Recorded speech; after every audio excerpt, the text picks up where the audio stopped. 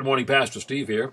In verses 7 through 12 of Psalm 139, it says, "Where shall I go from your spirit? Where shall I flee from your presence? If I ascend up to heaven, you're there. If I make my bed in Sheol, behold, you are there. If I take the wings of the morning and dwell in the uttermost parts of the sea, even there will your hand lead me, and thy right hand shall hold me. If I say, surely the darkness shall cover me, even the night shall be light about me. Yes, the darkness hides not from thee, but the night shines as the day. The darkness and the light are both alike to thee." As a young boy, I remember reading and rereading Louisa May Alcott's Little Men. Now, the story centered around a woman and a family home called the Plumfield, and they took in waifs, and it was a school for boys as well.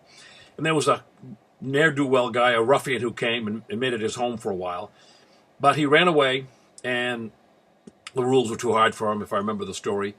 But he came back, drawn by Aunt Jo's love. One of the grandchildren, named Teddy, was totally enamored of this Dan. He called him my Danny. One night on a berry-picking trip, Teddy and a little girl they called her Naughty Nan, she was just really adventurous, if I remember correctly, wandered off and got lost. It became dark, and they were a little afraid.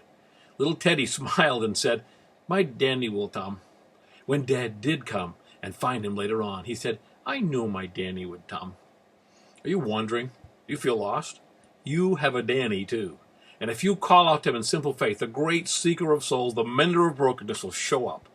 And when he does, just smile and look up and say in that blessed face, "I knew my Jesus would come." He's like that. You ponder that, Pastor Steve.